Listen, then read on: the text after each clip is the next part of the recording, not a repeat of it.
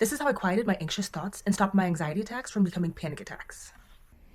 So I started noticing when I went out, I would start having these symptoms and I'd just freak out and I'd turn around and go home because it's like I thought these symptoms were real. Something was wrong with me. Let's put together a hypothetical scenario where I'm just chilling at home and someone asks me to go to the store. Someone asks me if I could go pick up some eggs or something like that. And I'm completely fine before. I'm literally just chilling. And then immediately when they asked me to do that, a pain would start. And then I would reluctantly do it, get in the car, and all of a sudden when I start driving, I would start having these symptoms. Let's say it's dizziness. And this dizziness would feel so real, and basically I would actually become dizzy. It would convince me so much so that there's something wrong with me and I need to turn around and go home.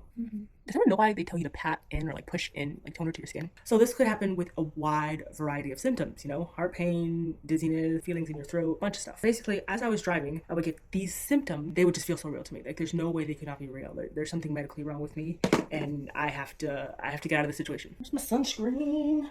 So then because of that and those feelings, the situation would turn into anxiety, then that anxiety would turn into a panic attack, and then that panic attack would scare me to death, where I'd have to stay home and I couldn't go anywhere because I did not want to have that panic attack ever again, because it's some scary stuff. Ow, something burns. Okay.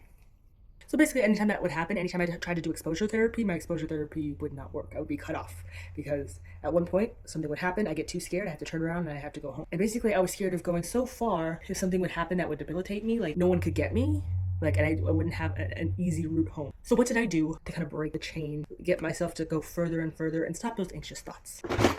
So I basically, when the symptoms would happen, I'd be like, oh my goodness, like there's something wrong with me. These feelings are so real. My chest hurts so bad right now. How could this not be real? So I started going over this one important thing with myself. How would I be feeling right now if I was at home? How would I be feeling if I was in the situation that I'm completely comfortable with, at home with the people I love? Do you think I'd be feeling this way? Was I feeling this way 10 minutes ago?